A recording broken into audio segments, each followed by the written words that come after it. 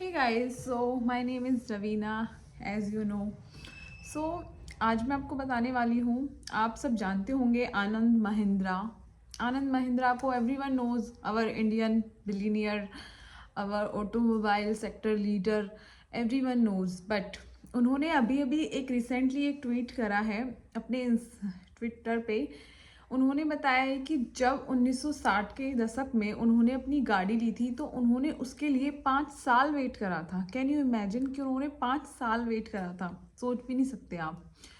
लेकिन आज की डेट में अगर आप हम देखते हैं तो आज की डेट में आप गाड़ी लेने जाते हो तो आपको फाइनेंस हो जाती है और यू मिल जाती है, ठीक है। लेकिन उनको उस गाड़ी के लिए 5 साल वेट करना पड़ा था। उन्होंने इस चीज़ को ट्विटर पे शेयर करते हुए बताया है, और उस टाइम की जो गाड़ी थी वो मैं आपको लगा दे दूँगी, फ़ोटो भी दिखा दूँगी कि उन्होंने कौन सी कार तब बाय करी थी। तो बेसिकली पॉइंट क्या है, हमारा पॉइंट ये है डिस्कस करने का कि 1960 में जहाँ पे लोगों के पास गाड़ी बहुत रेयर इंडिया में गाड़ी हुआ करती थी, मतलब सारी गाड़ियाँ इम्पोर्ट, बेसिकली इम्पोर्ट ही हुआ करती थी। मैन्युफैक्चरिंग तब इंडिया में बहुत ज़्यादा कम थी।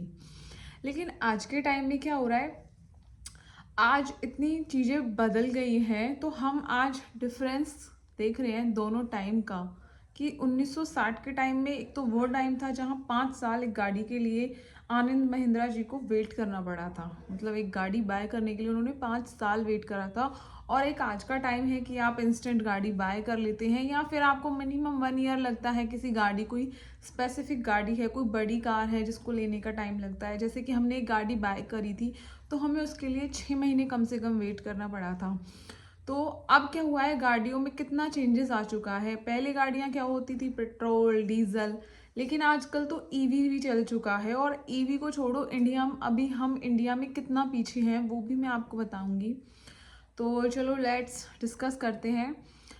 1960 में तब मैन्युफैक्चरिंग बहुत कम थी, लोगों के पास इनकम बहुत कम थी, लोगों के पास सोर्सेज बहुत कम थे।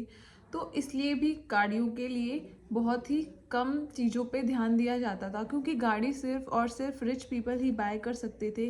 जिस टाइम पे लोगों के पास अपने खाने के लिए भी पैसा नहीं होता था, उस टाइम पे लोग सोच सकते हो आप गाड़ी कैसे ही खरीद सकते थे। तो इसीलिए उस टाइम पे गाड़ियाँ कम होती थी। ना ही उस टाइम पे कोई इंटरनेट होता था, ना ही कोई सोर्सेज होते थे, ना ही कोई सेल्स पे ज़्यादा ध्यान देता था। लेकिन आज का टाइम उससे उल्टा हो गया है। आज के टाइम में लोगों की इनकम बढ़ चुकी है, लोगों का लिविंग ऑफ सोर्स बढ़ चुका है, रहने का तरीका बदल चुका है।